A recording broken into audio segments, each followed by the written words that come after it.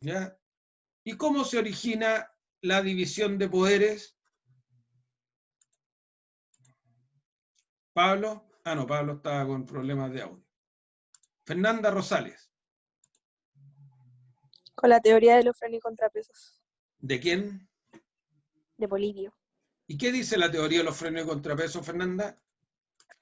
Que siempre a un poder superior tiene que oponerse otro, diferente a él. ¿De qué magnitud? ¿Eh? ¿Cómo? ¿De qué magnitud? ¿Cómo magnitud? ¿De qué a un poder se le debe oponer otro? ¿De qué tamaño? ¿De qué magnitud? Igual de fuerte que el al que se está poniendo. Perfecto, de igual magnitud, ¿cierto? Y este lo basaba Polibio en el estudio que había hecho en Roma, en el cual colisionaban dos derechos. ¿Cuáles eran estos dos derechos, Fernanda? El derecho de los patricios Ya. contra el derecho de los... se me fue el nombre. Plebeyos. De los plebeyos, exacto, ¿Sí? a oponerse. Ya, y ahora, para que tu respuesta tenga un 7, ¿cómo se llamaban estos derechos? ¿Cómo se conocían en ese tiempo en Roma estos jus?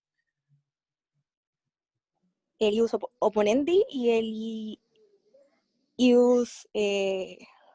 no me acuerdo, profe. Ya, Lo tengo estuviste anotado. cerca. Estuviste cerca. Ya.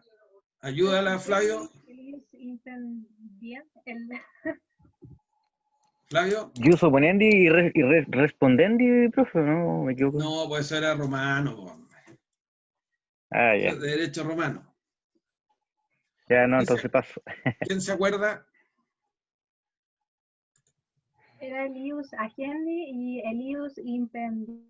Perfecto. ¿Una cosa así? Sofía. Sí. Ya, pero no haga trampa porque esto lo vimos en la mañana. No, no lo estaba viendo. Ah, ya. De hecho, ni Ya. siquiera estoy con mi cuaderno.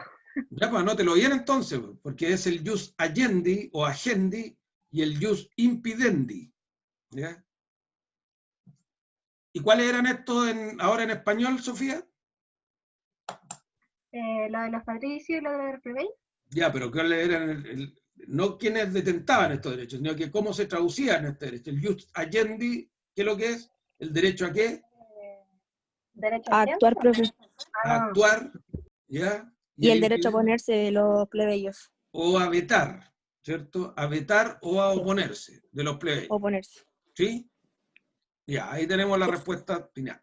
Y esta teoría de los frenos y contrapesos la va a tomar después, posteriormente, muchos años después, miles de años después, por decirlo menos, casi 2000 años, Montesquieu, en el cual va a identificar tres poderes del Estado, ¿cierto? Montesquieu parte señalando en su tratado El espíritu de las leyes, diciendo que si todos estos poderes se concentraran en una sola persona o en una magistratura, dice Montesquieu que estaría todo indefectiblemente perdido, ¿cierto? Todo se perdería si los poderes del Estado se concentran en una persona o en una magistratura, que es lo que pasaba con las monarquías. Y él, en su tratado El espíritu de las leyes, también divide los poderes como base, lo conocemos hoy día, pero él los señalaba en tres poderes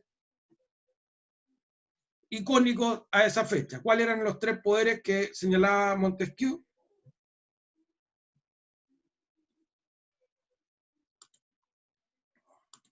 Legislativo, ejecutivo y judicial.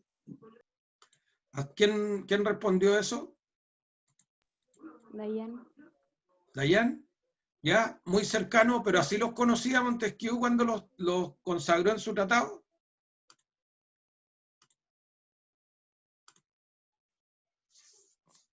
¿Te acuerdas, Dayan, cómo él los señalaba en su tratado El espíritu de las leyes? Nosotros hoy día lo traducimos como ejecutivo, legislativo y judicial. Sin embargo, él no tenía estos mismos títulos. Él hablaba de potestades. Potestad legislativa. ¿Ya? ¿Cuál más? La potestad ejecutiva. ¿Ya? ¿Quién está respondiendo, Fernanda? Fernanda. ¿ya? Potestad ejecutiva y Y no me acuerdo de la otra. también era otra potestad La ejecutiva. otra igual era ejecutiva. La potestad Era no sé si la ejecutiva dije. que depende del derecho. Legislativa, ejecutiva y la potestad judicial, ¿no? No, él Del hablaba, derecho civil. nosotros las conocemos así hoy día, pero Montesquieu hablaba de 3 potestades. La potestad legislativa y 2 potestades La ejecutiva. ejecutivas. Una que deviene Ah, ya. del derecho de Del derecho de gente la gente. Y el del deviene derecho del civil. y otra que deviene del derecho civil. La potestad ejecutiva que deviene del derecho de gente es la que nosotros conocemos hoy día como poder ejecutivo o la presidencia, ¿ya? Y la potestad ejecutiva que deviene del derecho civil es la que resuelve los conflictos civiles y juzga los crímenes, que nosotros lo conocemos hoy día como poder judicial o potestad judicial, ¿ya? Así lo conocía Montesquieu. Y yo les expliqué el semestre pasado, queridos colegas, que esto tiene toda una lógica. ¿Por qué Montesquieu decía que existía una potestad legislativa y 2 potestades ejecutivas? Profesor, y quizás será porque la potestad legislativa era la que se tenía que encargar de crear las leyes y la potestad y las 2 potestades ejecutivas son las que se encargarán de ejecutar, entre comillas, o de hacer que se cumplan las leyes. Perfecto, Yarela. Apúntese con un cariñito que me recuerda para la evaluación del 40%. Esa es la respuesta. Ya, profesor, lo voy a acordar. Porque las potestades ejecutivas lo que tienen que hacer es ajustarse a la norma jurídica, ¿ya? Lo único que tienen que hacer las potestades ejecutivas es, como muy bien nos señaló Yarela, y que yo se los dije el primer semestre, es cumplir lo que la ley señala, ejecutar lo que el cuerpo normativo está señalando. Por eso él le daba a las 2 potestades el título de ejecutiva, que es más o menos cómo se ha diagramado las formas de gobierno en algunos países que tienen una vasta o larga trayectoria republicana, en el cual el que gobierna es el Parlamento y todo el resto de los órganos están bajo el poder del Parlamento, porque se entiende que el que gobierna es el que hace las leyes. El que gobierna en un cuerpo normativo ordenado es el ordenamiento jurídico, es la legislatura.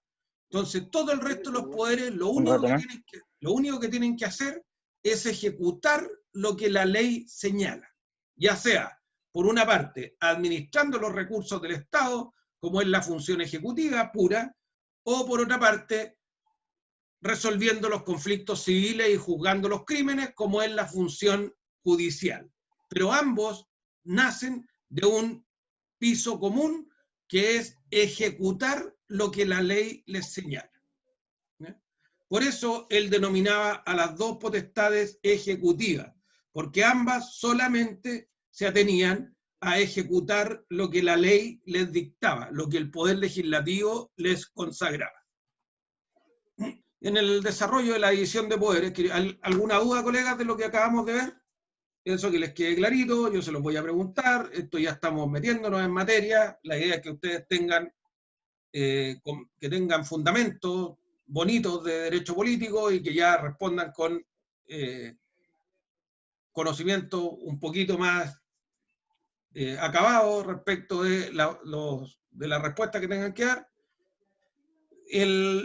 Posteriormente, en el desarrollo de la división de poderes, ¿cierto? Está cómo se genera todo en lo que tenemos en pantalla, es cómo se genera la Revolución Francesa, que va a quitar el gobierno de manos de la monarquía y lo va a poner en el pueblo, ¿cierto? En la república, en la cosa pública, básicamente impulsado por la burguesía, que eran los que tenían plata, que no eran nobles, que es el impulso más grande que recibió esta época de la Ilustración. Y nosotros tenemos como pensadores bases de la Ilustración, ¿cierto?, que lo hemos nombrado, a Locke, que fue el primero en morigerar el poder real en Inglaterra, por allá por el siglo XVII, casi 200 años antes de la Revolución Francesa, ya estaba negociándolo con el monarca para que redujera su poder central y lo diseminara y efectuara algunas divisiones en la cual considerara el pueblo, y Montesquieu posteriormente, 150 años después, va a sacar su famoso tratado del espíritu de las leyes.